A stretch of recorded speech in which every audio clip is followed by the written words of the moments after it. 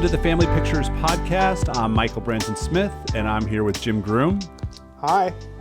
And this week, we're doing another movie I'd never seen before, Firstborn, the 1984 film directed by Michael Apted, the director of the Academy Award winning, did he win an Academy Award for? Well, the film Coal Miner's Daughter won Academy Awards. Whether he did as a director, I don't recall. Also, Jim doesn't like it because it's miserable Soviet Union Gorky Park with William Hurt, who he just does. Like he wants. His wife prefers Jeff Bridges. That's what we understand. Boring. Exactly. Let's not get into that. But most importantly, in relation to this film, he became the director of what is the famous, infamous Up series, a docu-series out of England in which he was a researcher in the first iteration in 1964, where they did a television program where they followed 10 boys and 4 girls from England from various social classes, and they repeated this event, Michael Apted doing all the direction afterwards, every 7 years, all the way till 63 years old, and almost every of the 13 participated except for one who died all the way to 63. And another one who became a documentary filmmaker and is far too smart to participate and continue to participate when he realizes, like, I make this shit. I am not going to be in this anymore. There's no way. I know what the lens does, as it does to us right here. So it's important because, and Jim, like, I had not seen this film. Why did you want us to watch this film? Because put it in that context. I will, but first, let me ask you a question, Michael. Yeah. Like, you were like, what the hell is this Firstborn? I haven't heard of it. True. You were a little bit suspect. Right. What did you think about, like, was I right to say this needs to be if you're an 80s kid, yeah, this film for me was like my living room. My kitchen. Yeah. Like, that's why I chose it, frankly. Like, I chose it and I was hoping you would have the same effect. Like, right. All the details of this film are like the closest you can come to living in my house or going around my neighborhood or going to the local pizzeria, whatever it would be. And this is a film I show my son, Miles, who's a kind of film geek too, to say, like, this is what my life was like. Like, just in terms of not how I lived my life, and there was a guy who came in, it was an asshole, but the details, you had that. But, like, the details of this film are ridiculously accurate. Yeah, I mean, you're 100% right. It was not a film I was, like, looking forward to be honest. It was because the way you were describing it is mostly from the perspective of, here's this dickhead man who enters this home of a single mother and 2 boys and how they interact. That's obviously the plot, but it's the setting that is so compelling because ultimately, you know, in this, I think speaks to Michael Apted and the way he spent, because in 1984 he literally had just done Up 28. So this was the 4th iteration of spending time with these 14 kids, now young adults, and he has this relationship with them that's really weird, but he's trying to explore authenticity in life, and so this film makes a lot of sense in that context. And it is remarkable to me how this is still when movies were completely made in the location where they're set. Like, this is clearly like the New Jersey suburbs. Yeah. You know, the dad was probably some jock in, like, you know, in a brokerage firm in Manhattan. He's a lawyer, which was on Wall all Street. The rage in the 80s, right? Yeah, and he's like he's left his wife for someone younger, but that stuff also doesn't matter because the Secret of My Success version of that with Michael J. Fox is the slick, you know, really coiffed, even the fake apartment he lived in the East Village, that's a junk yard. This is really authentic spaces, right? And then Michael Apted populates these spaces with all these incredibly authentic activities, which is where I'd like to start. Like, what are the things that really stood out to you as this, I am living the suburban lifestyle in the 80s?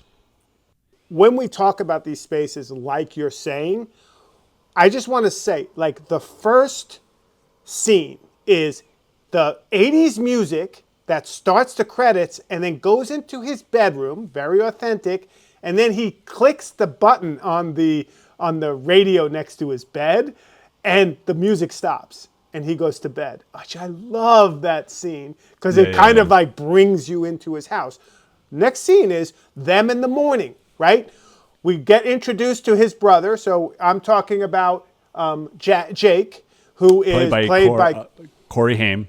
No, Jake is played by Chris Collette. Chris Collet. It's Collet. I heard an interview, so it's Collet. Gotcha. Yeah. And then Corey Haim, and we'll talk a bunch about him, I'm sure, who plays the younger brother, Brian, who would be exactly my age, because me and Corey Haim, born 71.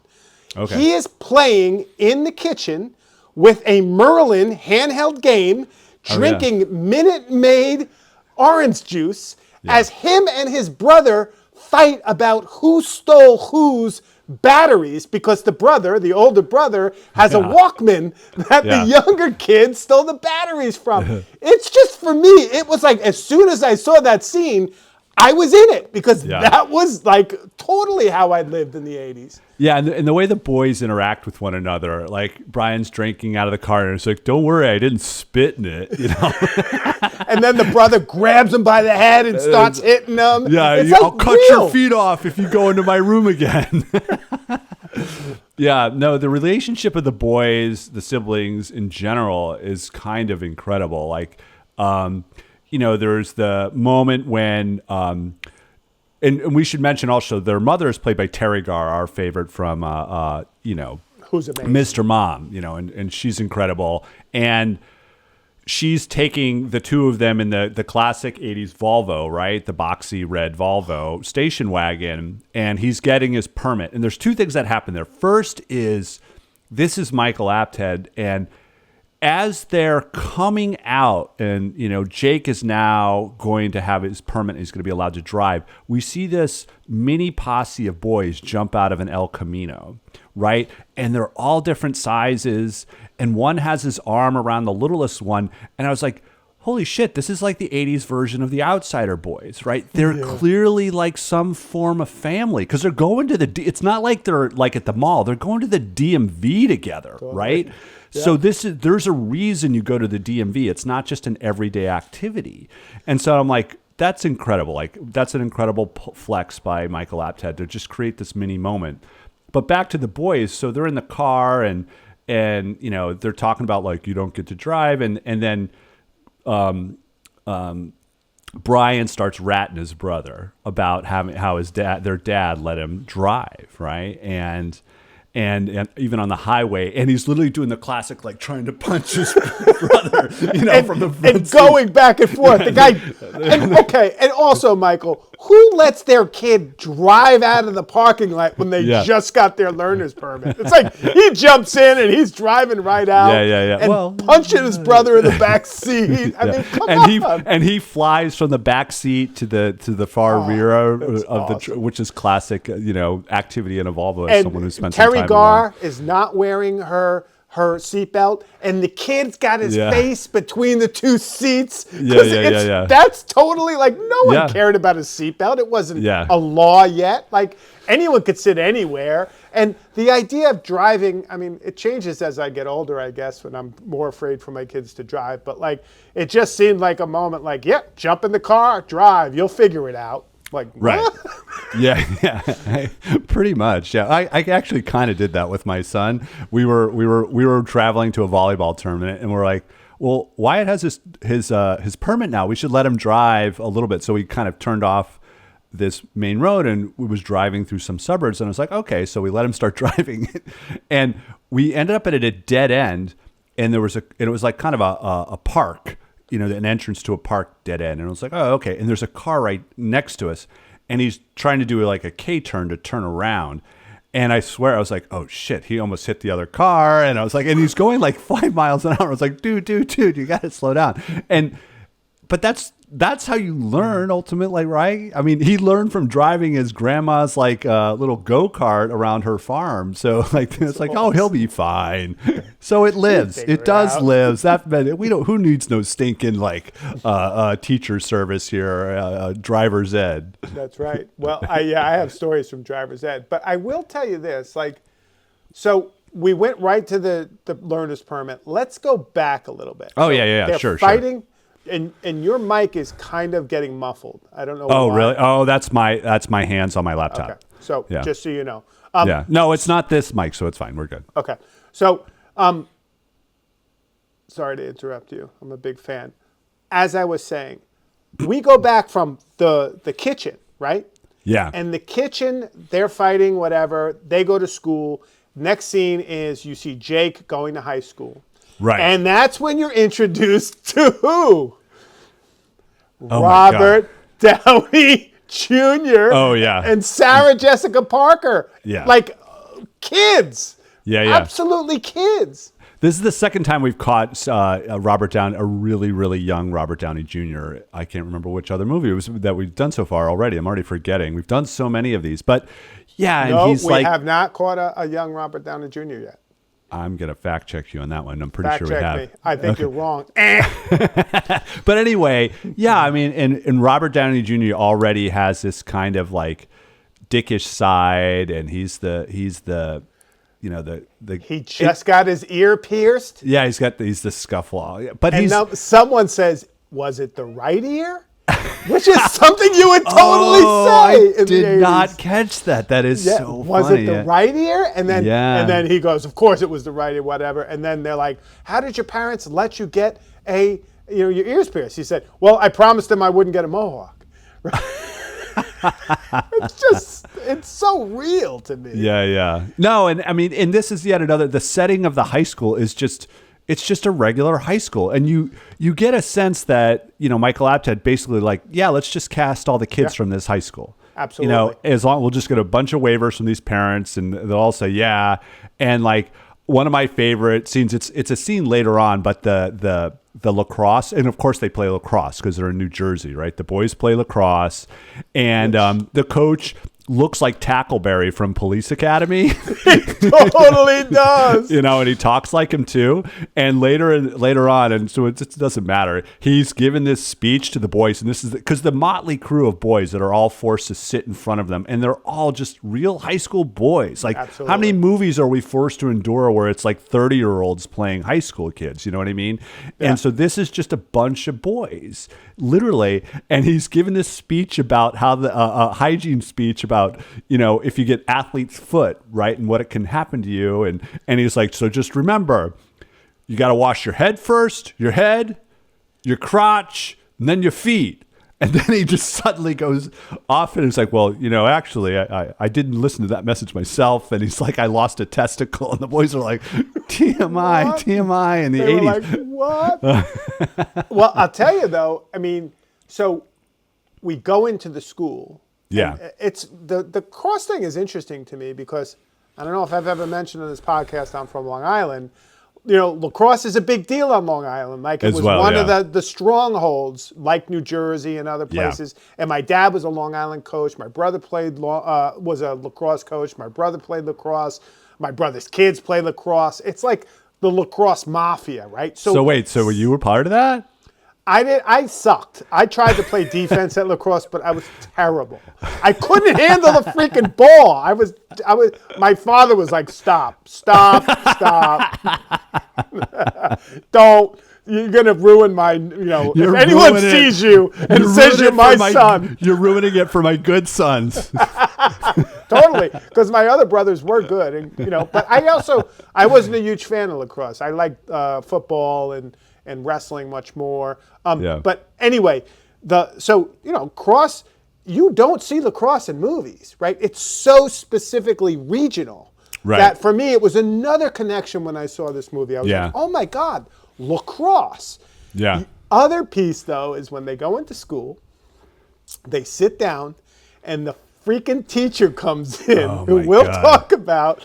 And so this teacher is a complete jerk. And we've all had him in our career as high schoolers or even elementary, middle school, whatever. He goes, and so one of the kids is talking, like he's a heavy-set kid. He's basically like, but teacher, if we're not prepared for this surprise quiz, how can we know? And he's like, well, if you'd spent more time studying than stuffing your fat face, maybe. I was like, what? Yeah. I mean, and that, boundaries didn't exist back then, right? And, oh my God. The notion of, I mean, it doesn't happen in this particular scene, but the notion of even like a teacher potentially putting hands on a student, right?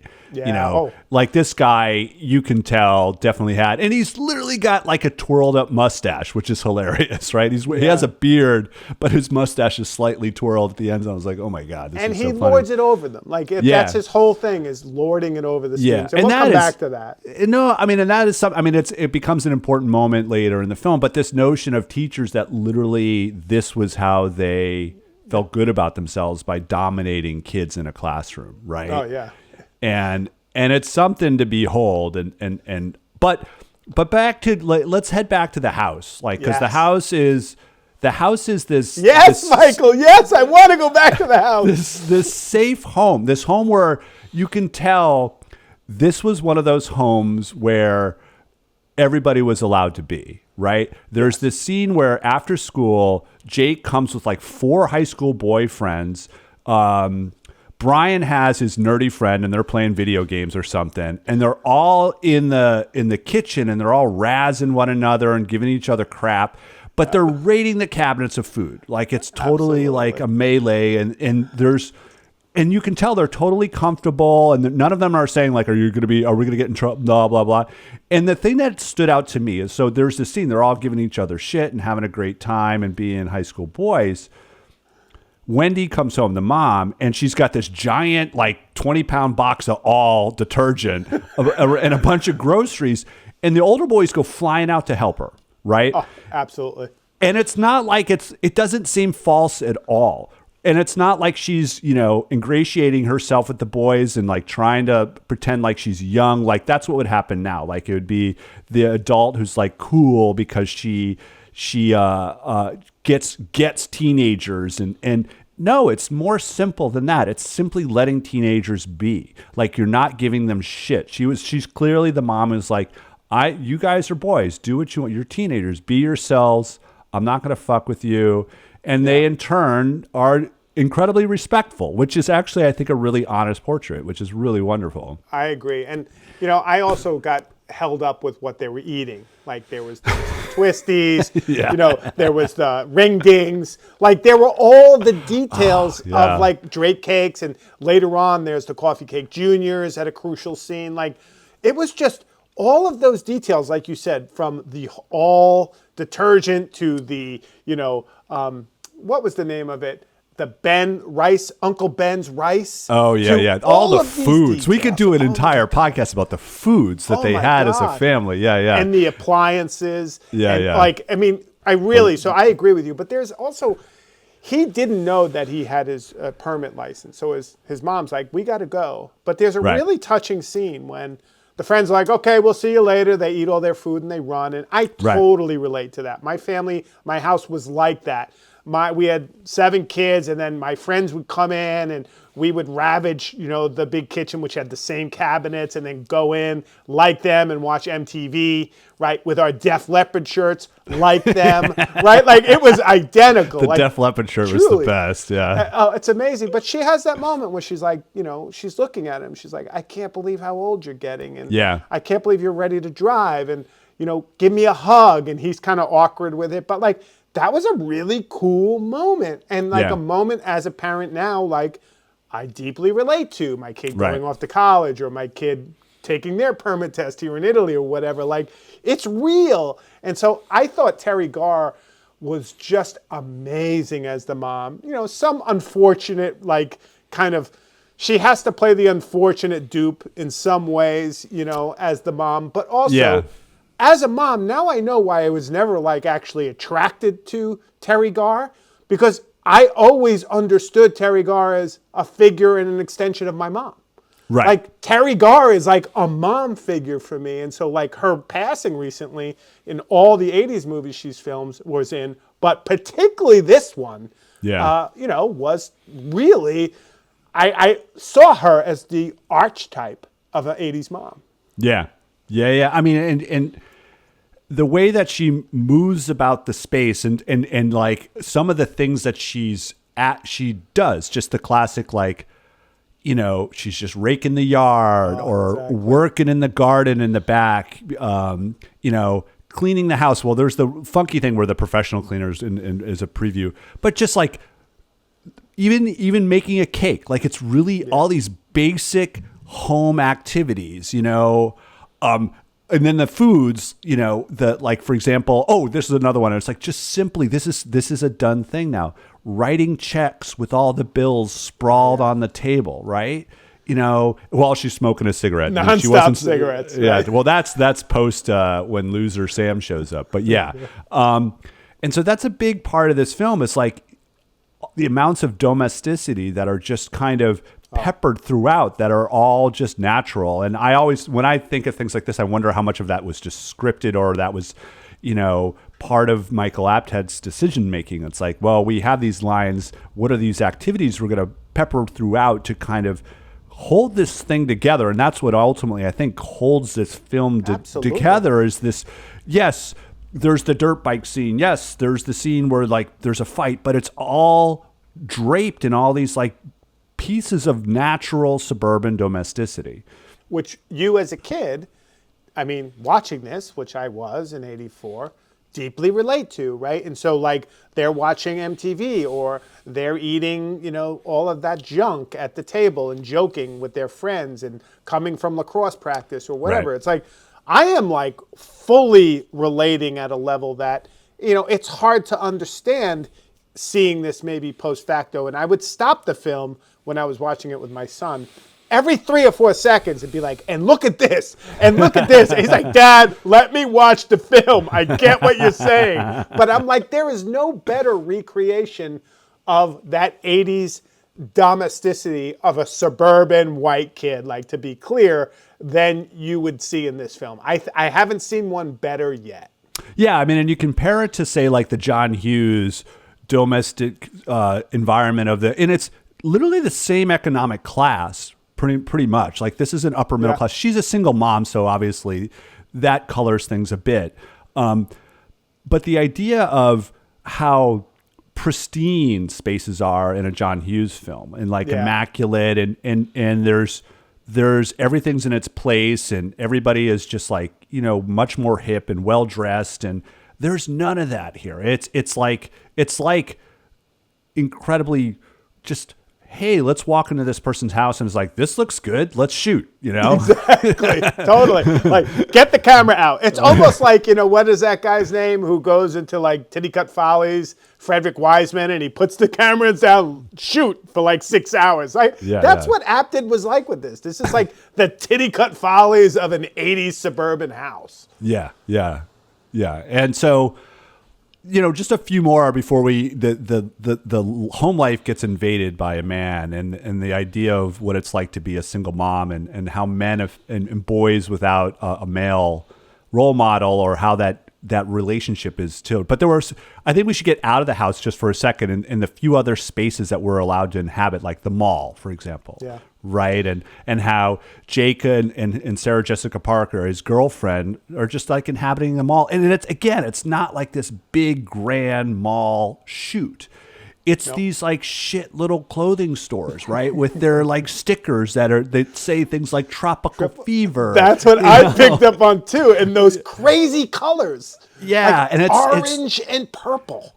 No, and it's not this like super clean, Banana Republic type of space yet. It's just like, my dad's friend, rented a spot in the mall and turned it into a clothing shop that sells Lee's jeans. Because that's what malls were before everything became like a chain. Right? Exactly. It's where you would go to actually shop. It's not where you'd go to show off, like, Right. your Instagram reel, right? It was Right, right. It was totally that. And I wanted there to be an arcade in this so bad because that would have that would've been sealed great. the deal. But no arcade. Yeah. And so that's another space. And another one Although that. there's a pinball machine. Yes. No yes. arcade, but definitely a But pinball machine. that's Sam's pinball machine, which will become important in a certain couple Very scenes. important, yes. And then we get the pizza parlor, which is the classic. Like, what was your best pizza parlor growing up? My best was Vinny's. Okay, mine was Leo's. What kind of what style of pizza was your pizza? I really like Vinny's Sicilian, but they would also do, regular Italian, like, Right. thin crust. But then we didn't call them subs. Only assholes called their fucking heroes subs. They're heroes. No, we called them grinders in That's Connecticut. the worst. That's even worse. Yeah, They're yeah. heroes. No, grinders. And so you have to, and mine was Leo's Pizza, but my community was Greek. So our pizza was this really crispy, it was a thicker crust. It wasn't a Sicilian crust. So it was like, in terms of thickness, it was between a thin crust and a Sicilian crust, but the base was super, super crispy because they put so much oil in it. So it was incredible. It was so good. Like, and this is back when you ordered pizza with like tons of sausage and peppers and onions, and so the pizza joint obviously is like, it's just a classic with the shitty plastic. Let me tell you a quick story. Okay, I have to tell you a quick story. So we did this. The place we all went to was called Vinny's, and there was a bunch. There was Grand Bald, and there was there's always different, that's the other thing is that any suburban neighborhood can host up to 6 pizza parlors minimum, right? Yeah. And so, we would go to the one Vinny's most often, me and my friends, and we'd go there, and there wasn't a chain. There were 2. There was one in Lynbrook and there was one in Baldwin. I don't know if Lynbrook or Baldwin was the original, but the father ran the one in Lynbrook and the son ran the one in Baldwin. And the son was kind of this like Italian, heavy set, like really kind of thought he was like, a mobster, but wasn't. Thought he was this fucking badass. And so one day me and my friends were in there and he comes out with this t-shirt on. And the t-shirt said, "The ultimate male." That's all it said. And me and my friends were like we were in high school and we were wise asses. We were like, what? The ultimate male? Are you serious? Turns out everybody who worked in the pizzeria, that's the shirt they had.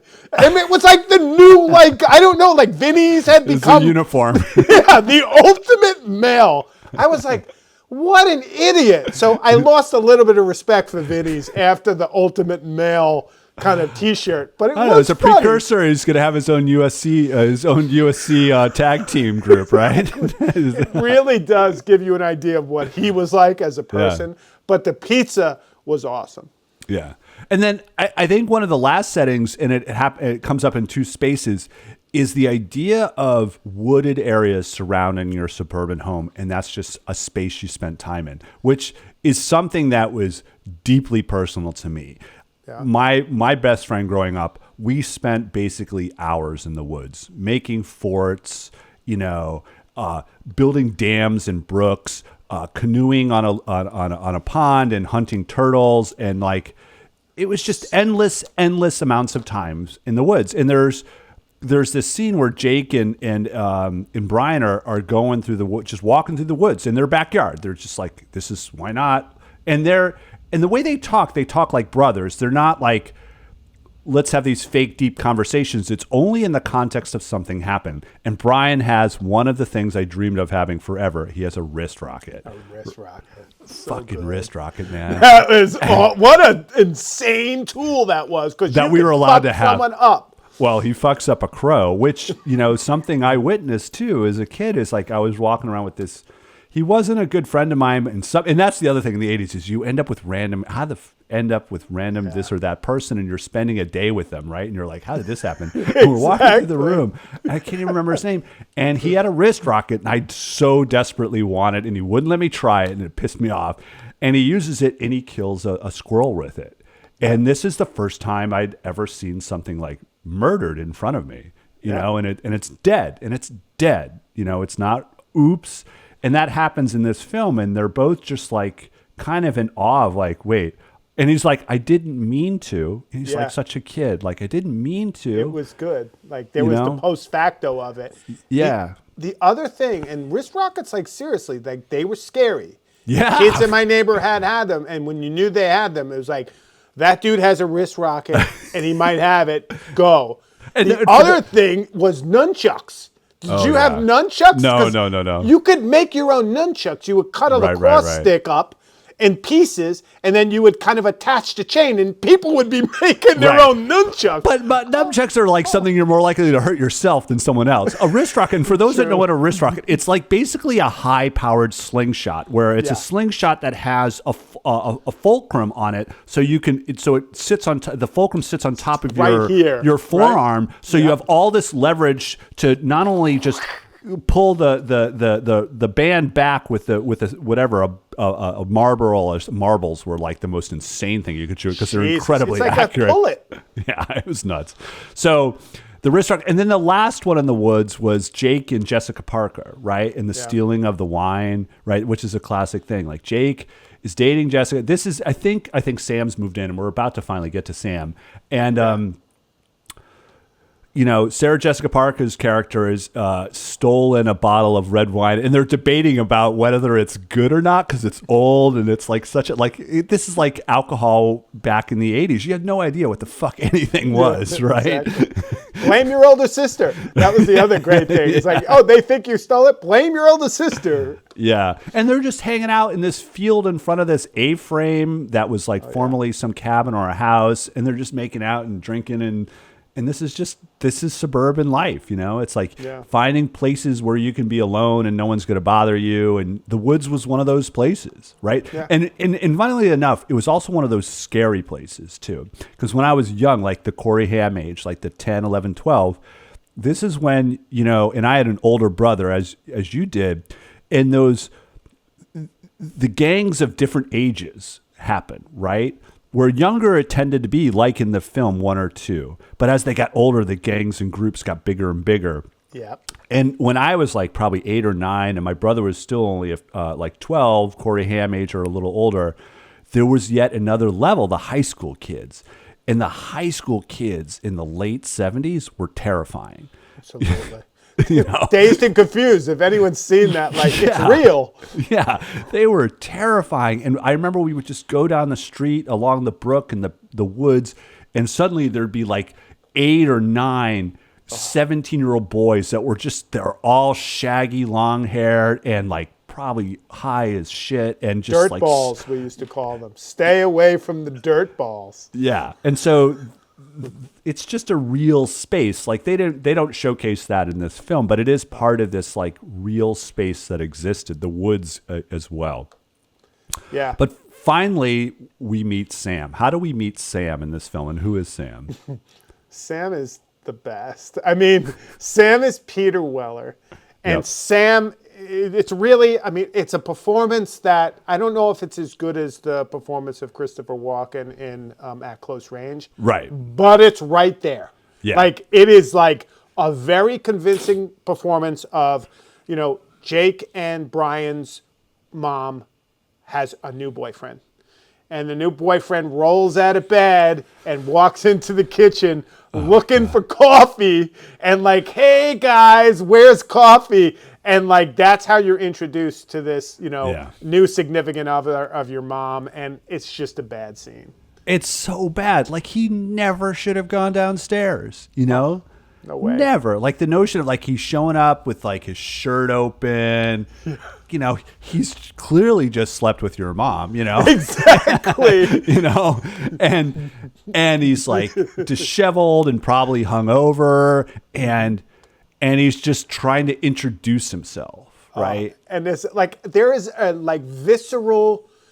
There's a couple of turns in the movie. The end of the movie is this weird turn, but this is a visceral turn where a kind of a family trying to make it, even though dad is kind of absentee and they're divorced or separated or something, or I guess they got to be divorced because dad's getting remarried. Right. Sam comes into the picture, and Sam is a problem. And Peter Weller plays this role to a T. He is amazing. Yeah. And, it's, I mean, to put a bow on the dad is the classic, we get a sense that he's a dad. Like, so this is a New Jersey suburb. You get a sense like he's a Wall Street lawyer of some sort. And he's got a ton of money, but he's just not around. He's like, I'm on to my next marriage and my next life.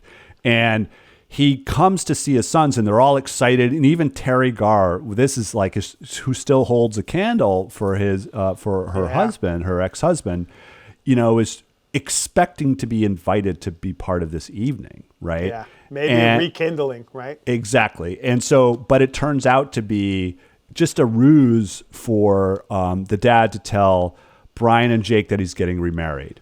And it's at this. Yeah, I'm sorry. Go ahead. No, it's at this really awkward. And this is like classic 80s. The idea of a fancy dinner, right? Like a fancy restaurant, which, it's all this ornamental, or there's so much ornament to it. There's like tablecloths and drapery and excessive amounts of silverware and lobsters and bibs and the woman who his girlfriend Joanne is literally wearing this pink collared necked dress with pearls over it. So who the fuck wears pearls without an open neckline? So there's literally pearls over her dress, and it's clear like he is so in another planet, and he gives two shits about his sons. He comes up in a Lincoln, which is very telling. Yep. He has money. Right, and so they probably have some of their wealth or comfort because From of alimony, him, yeah, right? yep. Because he's paying whatever, but that's all he's doing. Right. He's a complete absentee figure, just telling the kids that he's getting married. When are you leaving, Dad? Tomorrow at 7 a.m. He breezes in, he breezes out. He's Right. going to London. Give me a call, I'll be there. He's not there. Like, No. He's just absentee dad. Like, and the guy plays it well. He's kind of like you said, like a jock and kind of good looking, and you can understand why Terry Garr maybe still carries a torch. But at the end of the day, he's vapid, he's absent, he's nothing in this movie. Right. And so Sam initially, next, there's the awkward but, kind of proper meeting, right? That happens where Jake kind of grills Sam like he's the dad, and this guy's dating his daughter for the first time, right? Yep. And Sam goes into this diatribe that he's like, he was like, well, I have a job in security. I used to work for this company, but it didn't work out. They didn't do things right, and I'm going to do things right, and I'm going to form my own company. And the funny thing is, I had a partner who stole from me. Yeah. And it was great. I mean, it's so good. Yeah. And what we were saying in our notes, it totally reminds me, it's like the inverse speech of John Cusack in Say Anything.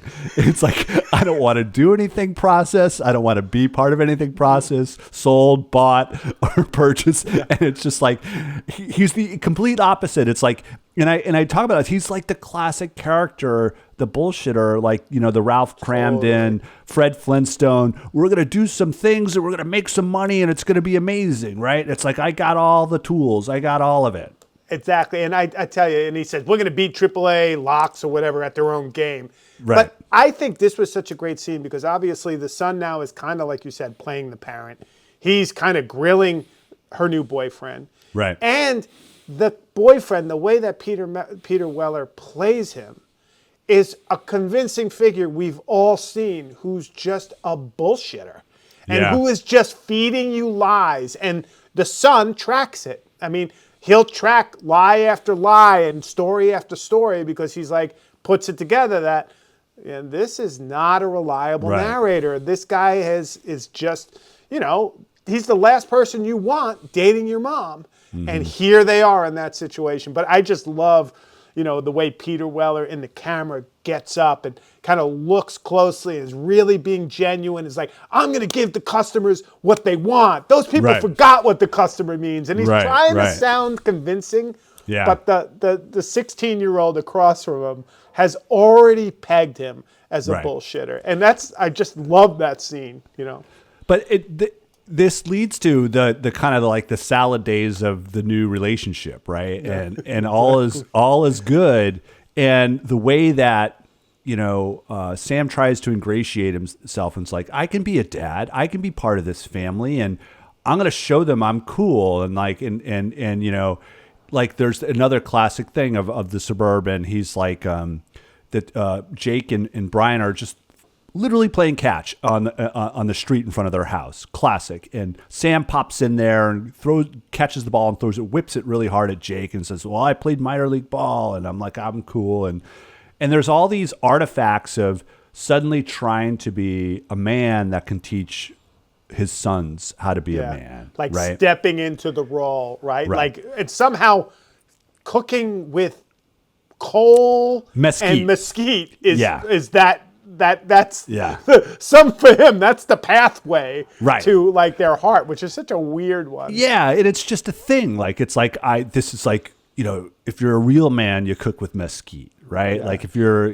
make shoes taste good or sneakers taste good. I think he says. Yeah, it's awesome. Yeah. And then there's he also convinces Wendy that it's cool that to get Brian a dirt bike. It's like, yeah, I knew a guy and we could get it cheap. Like it's like I know I can make deals. I can get it. He's going to get Brian a trike, which is the most dangerous thing in the world. But he literally, is already you're not even allowed to sell them anymore. No, they were like literally. I had a friend who moved out to Missouri. He lived in Long Island with us. Moved out to Missouri, got a trike, ran it into barbed wire, and was like scarred for life. Like he had gotten wrapped up in barbed wire by doing this trike around Missouri, and he came back to Long Island and he didn't even look like the same person. It was insane. But before the trike, the first real move he makes is he convinces the mom to buy a secondhand dirt bike for Jake, right? Yep. The red Honda dirt bike. And that's when Jake is like, maybe Sam's not that bad. Maybe he's all right. And Brian's like, he's a dick. Yeah, he's like, what do you mean? Because you didn't give me anything. Exactly.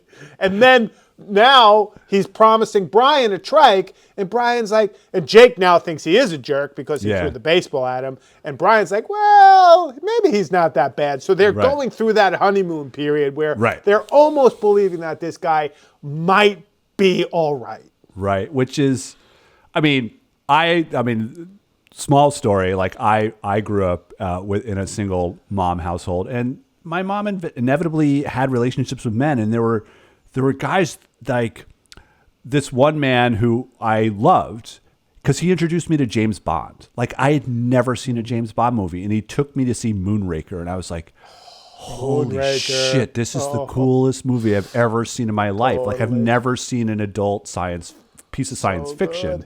And it's a spy movie, and I'd never seen a spy movie before. And so there's these formative moments, and he worked in IT, and I remember being at lunch, and he was with him at his job. How the hell that happened, I don't remember. And he and his colleagues are talking IT speak, and I'm just like in awe. Like they're speaking another language, and I'm like, this is the coolest thing ever, because they're probably talking about COBOL language or some bullshit back then, But then he goes, and this is part of the whole point. Like they allude to this where the boys are like, what happened to Russ or the previous, that's right. And because this is part of being a boy, or just it could be a daughter too, but in this context, it's just boys. Is being a boy in this context of men cycling in and out of your life and having these brief moments, and you want to make a relationship with them, but you soon realize don't even fucking do that, right? Yeah. Because it's going to end. Like it's not going to be permanent, and that's something they don't do in this film is talk about the barrier it starts to build between kids and their mother or their father who's like the single parent, because you're just like they're putting you in these situations with these random people and they're suddenly become a big part of your life for this period of time. And then they're pulled. And that's there is a little bit of tension with mom about that, right? Like where it's like, Mom, what are you doing? The Terry Garr figure, like Wendy, like that's the piece, right, where she finally announces, and this is where the Coffee Cake Juniors show up. Right. He's going into the cabinet to get Coffee Cake Juniors, and she says, he's moving in. Right. Yeah. Oh, and everything changes at that point, right? Right. Yeah. And it's a big deal. And, one of the things I remember about this situation is, so you have this man, a man who has a full fleshed out life, whatever it is, and has lived, in this case, like I think Peter Weller, actual age is like 37. And, they have their stuff, and the pinball machine is the piece of the thing. And so, but they're invading a woman's home and her sensibility, and can they carve out their space, which is something I distinctly remember. Is like, this man who moved into our house was allowed to carve out his man cave, like it was before they were called man caves. Yeah. And he had his VCR and his tapes. And I was a boy, and I was like, I wanted to see what that space was. And I remember I got busted for like snooping in there, right?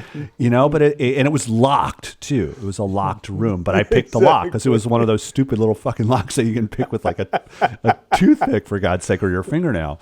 And that's the immediate tension. It's like a man is in this space and they have their behaviors, and initially he's modified his true self, right?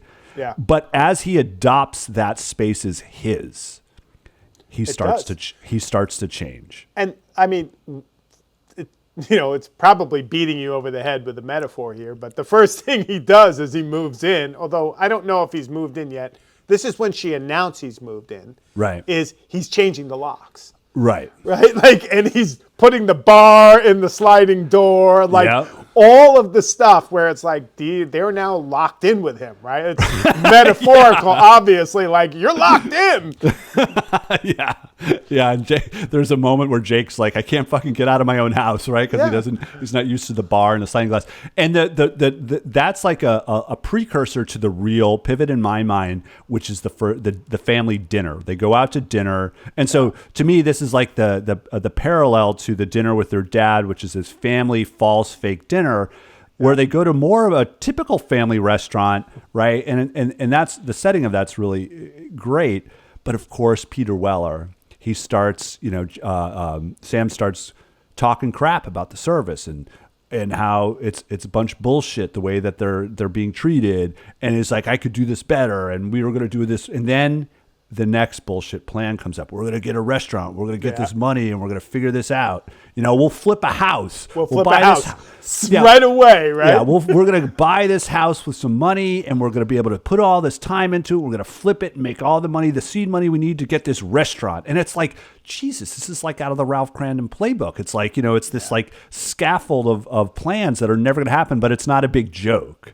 Right, which was the honeymooners. It was always a funny joke. Yeah, and here it was really ominous. And yeah. So Jake starts poking holes, and he's not very nice to Sam. In fact, he's literally poking at him. He's poking at him, and he's kind of like, he's basically, as a kid will, like he's talking shit, and he's kind of make fun of him, and he's like doing that. And this is a scene I really relate to. So they have the scene in the restaurant, and then they go home. And when they go home, whatchamacallit gets him in the kitchen. So Sam gets Jake in the kitchen, and then he says to him, and he gets mad. He's like, don't you ever talk shit to me like that. Yeah, and he pushes in the back a little too hard. Yeah, and he puts his finger in his face, and he's like, don't you ever. And I have a situation here. So my parents was, getting divorced, whatever. But that wasn't the case here. My dad was still around. My mom, whatever. I was getting older when all that happened. But my sister had a boyfriend, and she's married to him. They're still together. They've been together for like 45 years or whatever. Wow. But so his name was Woody, and he was like part of the family. But like we used to make fun of him. Like the kids used to like be like, ha ha. And he was older than us. Like we were like 12. He was like 19. And he was tough. Like he was known as what we called harbor rats. People who lived down by the harbor and were just tough, right? And so he was in my house, and I was talking shit to him, right? At the table. I was like, Fig, you don't know Woody, blah, blah, blah. Like what, like a 12-year-old would. He didn't say anything. Everybody left the kitchen. I was doing the dishes. He came behind me and he grabbed me. And he said, if you weren't Kissy's sister brother, I would have kicked the shit out of you long ago. So you better like mind your manners, like basically, like you better shut the. And I was fucking scared shitless. Like that changed everything for me. I was like, I gotta like, I'm not in my protected zone anymore. Right. People are coming in, and I can't just do whatever the hell I want or say whatever I want. And I think that was a kind of, I really related when, you know, Weller's character Sam goes after Jake. I related deeply with that. And it continues to escalate. And this is this dealing with real men amongst boys, and this is the beginning of real domestic violence, which is a sad turn in events in most of this movie. And, you know, where there's, you know, the bullshit continues, and like the day after the dinner, you know, the boys, you know, Jake and his crew of boys all show up again for food, and he immediately finds Sam just like watching TV and lounging, right, and doing nothing. Oh, that's the best, yeah. You know, and he's just like, and it's just, and he knows it's bullshit. Boots off, members only jacket on. Yeah, I know, I love it, and so, you know, and then the fights start to get more intense, right, where, you know, Jake starts to pick at Sam a little too much, and Sam starts to really like, you know, go after Jake, and Wendy's forced to get in the middle, and sometimes Wendy's siding with Sam, and you're just like, oh shit, this is so bad, right? And you know, Jake is trying. He's like, "Mom, what are you doing?" There's this scene in the backyard, and he's saying like, "What are you doing with this guy? He's a loser. You know, he's a loser. He's a bullshitter, right? Yeah. He's a deadbeat. He's a loser, and he's a bullshitter." And you know, Wendy's defending him like that. What is she gonna do? Like, he's moved in. He's like, you got to make peace with him. And soon enough, a scene or two later, Sam's like doing the classic teenage boy thing. He's lifting with his little bench. He's bench pressing something like maybe 45 pounds in total at most, you know. And Peter Weller comes in and just like grabs the bar with one hand and puts it down. Like clearly it's like man's strength amongst boys, right? Yep. And he just like starts railing into him. It's like, I can be cool if you're cool. Like, he's trying to have a heart to heart, but he's more like threatening him, right? Yeah. And you know it. And Sam can, Jake can barely look him in the eye, right? He's like staring at the ceiling because he's just like, what do I do with this guy, right? And he knows that his mom had told him everything. Right. Told him he said he was a loser. Told him he said it was a deadbeat, and also that he was a bullshitter. And he basically says that back to him. Yeah. And then so soon, like, the bullshit escalates into this. Wait, one more thing. Oh, wait, go ahead. Yeah. So he gets them, and then he's like, next time, knock before you come in my room. That's what he says. Right. Like Jake says to Peter Weller. And Peter Weller says, next time, don't hide behind your mom like some chicken shit. Say it to my face, man to man. And then you know that the setting is. And that was real. Like, the dialogue was real. Like, the setting is there for those two to face off. And the only way that they're going to deal with it is through some kind of violence. Like, it's pretty apparent at that point. Yeah. And so, I mean, now there's all these things that happen that showcase how depraved things are becoming in the household. Suddenly, you know, Sam and Wendy leave, and there's a note saying, "We went to the lake. Here's some money." Lake George, of all places. The Lake George. And you know, Jake starts to investigate his mom's bedroom, which was like such a bizarre bedroom. It was like a little girl's bedroom. It's so weird. With the dolls, the porcelain dolls. Couch. Yeah. But he discovers drugs. Like, now it's like ABC after school special time. Like, he's like presenting. He's presenting the bag of marijuana. He's presenting the bottle of pills. He's presenting the pipe. He's presenting the little baggie with, you know, cocaine in it. It's kind of funny, actually. Yeah. And then he sees the cut in the carpet, and he's like, what's this? And he opens up the cut carpet and finds the loose board. And it's this, like, there's nothing there right now, but clearly it's a little stash space, right? Yeah. And so things are just getting worse and worse. And, you know, there's an array of scenes of how things are falling apart. Like, there's literally like a 15-second scene of Jake in his bedroom trying to do homework, and there's a full-on party going on downstairs, and it's clearly like a weekday night, right? Yeah. It's one of my favorite scenes is he goes down and what you see Peter Weller doing rails of coke on the pinball machine he had brought into the house. Yeah. And it's just like, oh, like. And his mom looks him in the eye too and just kind of like shrugs it off. And literally Sam's line is, as after Jake walks through, he's like, that's life. And he's like, next, like who's next? Who right? wants a rail? And then the house is now in disarray, right? Like that's there's the all greatest. these, like that's when you know things are bad. Like clean house, dirty house. Right. Mom not taking care of things that she No. should. You know, like I love that, and that they're walking around, and the whole point that the oldest son Jake has to become the parent. And they have lost their way.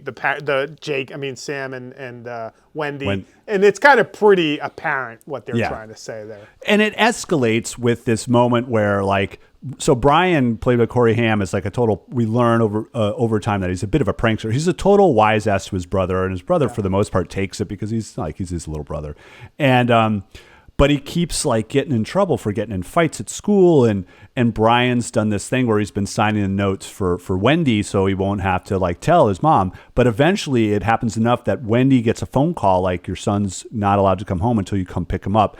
And there's a scene in the bedroom where Terry Gar is like flipping out because she's totally high on cocaine. She's sniffing like crazy. Yep. Yeah, she's sniffing like crazy, and she's like wearing just a bra and like in front of Jake, and Jake's like, what the fuck? And she quickly acquiesces and when Jake suggests like, I'll go get him. Yeah. Right. Yeah, so he goes get him, and I love the scene where he deals with the principal, and there's the typewriter. Like, I love the technology, those old phones and the typewriter. But the principal, he basically says, my mom's not well. Something's going on. We don't know how it's going to go on. So he basically tries to intimate that things aren't good at home. Can I take him home? And he does. And then he gets back home.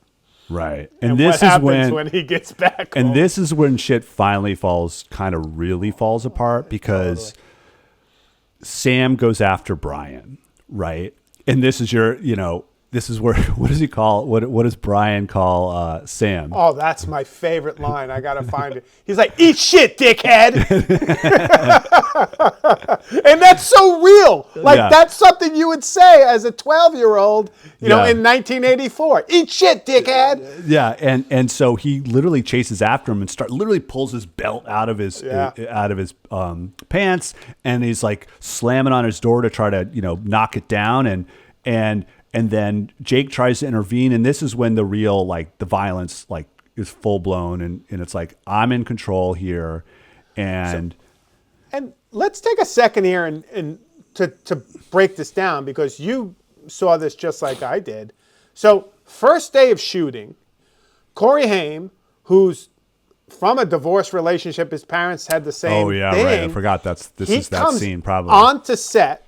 And we believe it's this scene. We don't know for sure. We don't know, yeah. And he's acting, and Peter Weller. I always want to say Paul Weller. Peter Weller kind of comes on, and he's in this aggressive scene with Brian and chasing him into his room, and they finish the scene, and supposedly, Brian goes back to Peter Weller and says, that was really some good acting. Yeah, Corey Haim. Yeah, Corey Haim's like, you did that was really good, and Peter Weller takes him and fucking grabs him and puts him up against the wall and holds him there. It's like, don't ever talk to me after a set.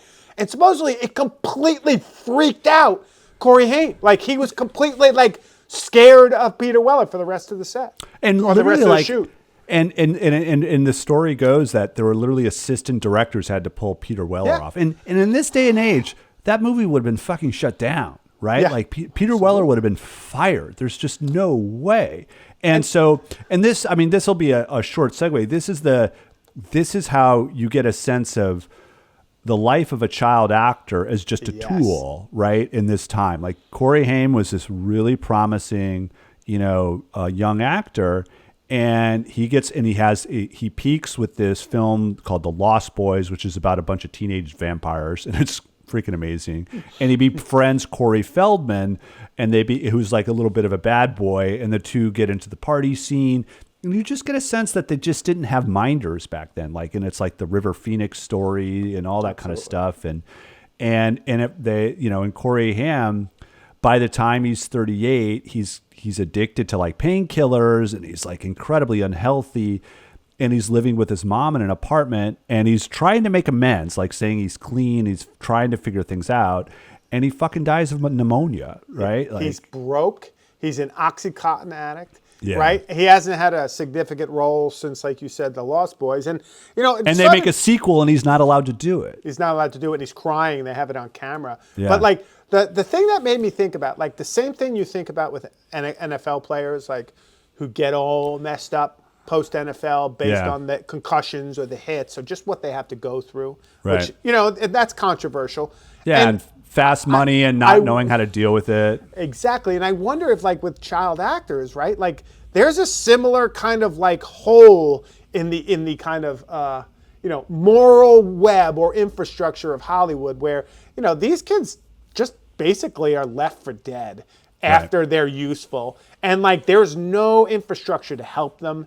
Yeah. And on top of that, like, there was this thing like, remembering the child actors who had died or remembering those who had died. And people say that Corey Haim was snubbed and he wasn't remembered by the Academy. And it makes sense to me why he wasn't, because they don't want to remember someone who is such a kind of black mark on their kind of, their whole idea of Hollywood is this glitzy thing. Like, these people who are forgotten, especially kids, could you imagine, me and him are the same age. By the time you're like 20, you're washed up. And everything you've been doing is basically like you're chasing your, moment of Lucas or of Silver Bullet for the rest of your life. You peaked at 13 or 12. Like, that's insane. Yeah. That's so sad. And I think Hollywood has not really addressed a lot of and there are so many stories, right? It's not the one-off, just like the NFL. So many stories. It's not a one-off, yet they don't want to acknowledge it. No, and it's a mixture of like aggressive parents and aggressive producers and agents, and it's really messy. I can't remember who did it, but there's a very good documentary about made by a former child actor that gets into the weeds of this, and maybe I'll put it in the notes of the YouTube. And some make it. There's no two ways about it. Some make it. Yeah, like Keanu Reeves, Sarah Jessica Parker. Like there's definitely stories and of how it can work, and people are lucky to get through it and transition to adulthood, whether as an actor. I mean, versus like you look at Christopher Collet, right? He kind of fell out of he had no real fame like Corey Haim did, right? No, Manhattan Project was his other film, right? Yeah, and so but he stayed in the industry, and I looked at his IMDb and his Wikipedia, and he just became this voice actor and director, right? Of principally, Japanese animation, right? For the English voice parts for like Pokemon and Yu-Gi-Oh, all this random stuff. And he lived in Brooklyn with his wife and had a yoga studio or whatever. And so that's another version where you feel like in part of it is you look and it's like you wonder, it's like he got in a relationship in 1998 and he stayed married. And so he was lucky that he had whatever stability around him that allowed him to continue that stability. And those are the kind of things, those relationships, you imagine that it's hard to reproduce when you don't trust people. And literally there's a man who shoves you against a wall and people are like, next take, But also, I mean, and this is the other thing, and I won't beat a dead horse here, but like, or maybe I will. The idea too is he's a 12-year-old. Right. His parents were recently divorced, and he has to emotionally harness that for his career, right? Like, I imagine, like, I don't know what it's like, but I imagine that just complicates your, psyche that much more in terms of dealing with something that for every kid when their parents split or everything, it's something that you carry with you for the rest of your life and try and make sense of. Could you imagine then trying to turn around and make a career out of it, 6 months after it happened? It's insane. Yeah, I mean, it's that idea of like men cycling in and out of your life, and you trust your initial response being a kid and wanting to give people a shot, and you trust people, and there's aspects of that work, and it's great, but then it ends, and then there's someone else, and you try to trust them, and then maybe it's not so good. And so it's this similar cycle. It's like where you learn to quickly put your hands up in front and not necessarily trust by default for good reason. And yeah, I can imagine it's very typical. And he was my hero in this film because we were the same age, and he was kind of a badass in his own way. He was always getting into fights and stuff. I thought Corey Haim was great in this. Yeah. No, he was wonderful. Oh no, the way even little things when they're shopping, when they're left alone and they're in the grocery store, and Corey's Brian, he's like, I think I'm gonna go stay at my friend's house. And Jake's like, no, I don't think you should. And the way he's just like, oh, you're gonna be alone. Like the way he just afraid to be alone. Yeah, and he's great. He's wonderful. And that is why they're in the grocery store and they're walking past a display of Chips Ahoy and then another display of Vienna fingers, which is really down in the weeds now. If you're showing me Vienna fingers, I am sold. All right, so we should pivot to the kind of awkward ending of this film. So we've had this kind of incredible portrait of... let's just get to one thing before. Okay. I know we're going along, but, who cares? It's okay. Nobody's listening.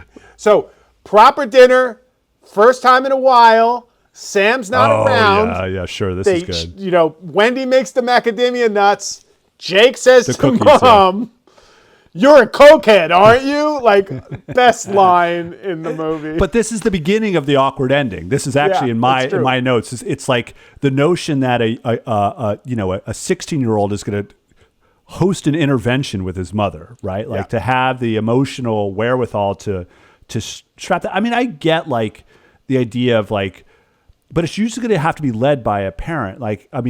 Another example is I remember my wife would describe, because she also had divorced parents, and her father quickly remarried, and he always had this contentious relationship with his second wife. And whenever there was a point in which they were going to get married, and then they had this massive fight, and he's like, the marriage is off, and it's not going to happen. And Amanda and her brother Nick were so excited. They were like, Dad, she was the worst. I'm so excited that you're leaving her. She was always terrible. And lo and behold, of course, minutes later, they're still getting married. And it's just devastating. So the idea of him leading that conversation, it's usually led by if she was I'm having second thoughts, right? But he's in there. And so that's this... It's Plus, fine. Intervention is such a brutal thing. I've been part of interventions growing up when everyone gets together and you got to say all this shit. Yeah. And you're crying and everybody. And then the person on the other side of the intervention is like, I don't care, boom. That stuff is draining. Yeah. It takes everything out of you as a kid. Yeah, they have no idea what they're doing to kids when they bring them into that kind of setting. Ugh. And so, this culminates in a few spaces. So it first culminates in the classroom, right? And what does Jake do with the teacher? He calls him. So the teacher is basically, is this the time where he's, I don't think it's the time. No, this is the time where he's accusing him of plagiarism. There's another time before where there's this guy who's reading a story about Rocky as a hero of the 20th century. And the guy is like, what? This is so boring, he starts, but then he says, why don't you write about Spider-Man or Superman or all the other great 20th century figures? It's so awesome and terrible. Yeah. This is the time, though, with that same teacher that basically he gives Jake an F, says he plagiarized, and then Jake's like, I didn't plagiarize. He says, after class, Jake. He's like, I didn't plagiarize. Screw you. After class, Jake. And then he says, I'm going to go get the book right now. And he says, sit down. And then finally he calls him a lightweight.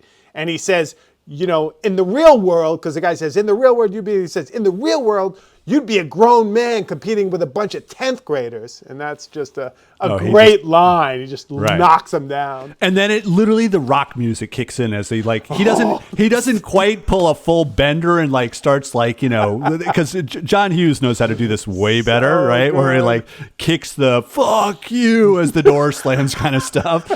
And so the rock music kicks in, and he gets on the dirt bike, and suddenly he's like a pro going through the woods and flying over these jumps and shit. And the movie, you're right, this is the point at the movie, it just breaks. All of the amazing kind of documentary style, 80s divorce, man in other house, struggle around that, changes. He's on a motorbike doing all sorts of tricks across some, things somewhere in Jersey. Yep. And then what happens? He steals the drugs that are in the stash spot and he hides them up this chimney in the A-frame house where he had been making out with Sarah Jessica Parker earlier in the film. And then, Sam has his setup to try to sell the drugs. And then Sam realizes that Jake's stolen them. And then there's gets in his SUV and chases him on his dirt bike. Oh. And the settings are amazing. It's kind of cool. Like the location settings, like this like power station near the train tracks in the center of town.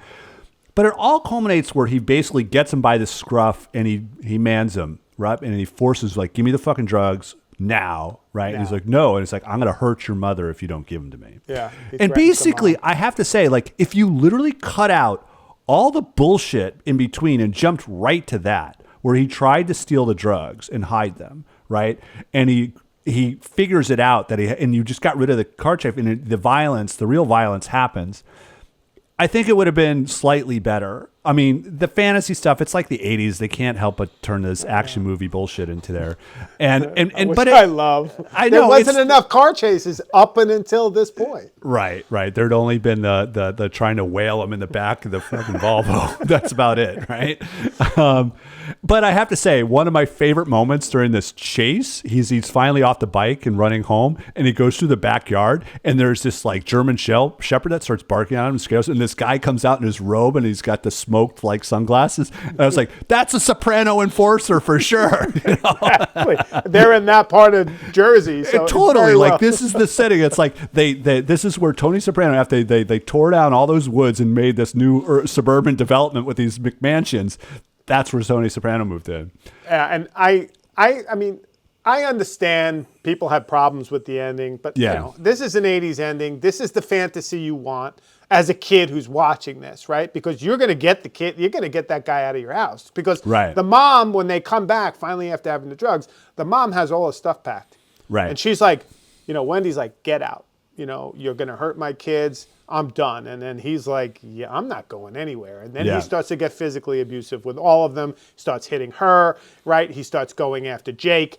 And that's when our boy Brian comes down with a Louisville slugger, fucking nails him twice and hurts him. Yeah, and you wish he just hit him like 2 more times and it would have been over. That's that fantasy. Like that for me, I understand maybe Ebert and those guys didn't want it, but they were in 12 watching this. This was a complete beautiful 12-year-old fantasy of like power and being able to be like kick this guy's ass and get him out and saving the family unit. But it doesn't in that moment. And there is even a moment of like realism because he hits him twice and he realizes he's actually having an impact and he pauses, like he stops. Yeah, he's like, right. And if he had just been like more of a mental kid, a sociopath, he'd just kept beating him, it would have been over.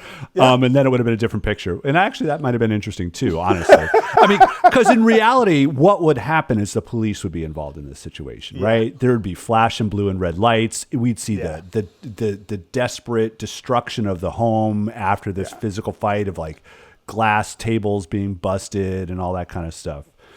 And so it's a funky ending. And the funny thing is all I could think about is like, so he drives off and instead of the perspective I would have rather have seen as like this wide shot of the living room and them dealing with the chaos of the aftermath, they do this like bullshit smile to his between Jake and his mom. And it's through the window of the protected house. Like they're in the protection of the house. But all I could think about as like Sam's driving away, it's like, who the fuck's going to get his pinball machine back to him? The pinball. What was it called? Was it like Gold Ball? I don't know. Anyway, it was a pinball. I think it was a Williams from that era. And it was kind of fun to see the pinball in there. But like for me, I mean, I'm glad that you indulged me on this one. This is not a film a lot of people know. This is a film I make everyone in my family watch just to let them know this is what it, because my kids are in Italy. They don't know what it's like to grow up on Long Island. They have no connection. So it's like, this is what my childhood, like physically looked like. Like this is a really good insight to what, a child in suburbia, middle class, in Long Island, New Jersey, whatever, the, tri-state where you were, this is what it would kind of look like. Yeah. And for me, it's a really great document of that era. And that's why I love it. And that's like the growing up in that era. This film, I have not seen another one that even touches it. No, I'm 100% with you. I'm so glad I ended up watching it. I totally love the first three quarters, and I can reconcile the ending in the way you frame it as a fantasy. And even like I said, if you just pulled out the car chase, it still would have been fairly realistic. Like the violence escalates to a point. I think it would have ended with police, but whatever. It doesn't have to do that. Or with a gunshot, right? Yeah, or a beating with a bat. How awesome would have that if Brian had literally beat Peter Wells? It's like that's reconciliation for you shoving me against the wall off camera. Like I get to beat you to death with a bat. Corey Haim, we love you. I wish we could have given you more shots at him, Yeah, I know, exactly. And, for me, I enjoyed the idea of like this family, Terry Garr, all these characters like who we return to now, Corey Haim, like we've seen what's happened to them over the course of their life. Like we lived through it, right? Yeah. But it's fun for me to return to these films. But it's particularly fun for me to return to these films with my family. Yeah. And like start to dissect some of what they were and that. So it's like there is a family for me. This is definitely one of them, which is a family picture within a picture. You know what I mean? Yeah. It's like trying to give them a picture of what my life was like through this picture. Right. Very cool. Well, thanks, Jim, for making this one happen. We'll have another one soon enough. We're a little late this week, but we'll see what we get to next week. Oh, we're professionals. Yes, we are. Bye, everybody. Bye-bye.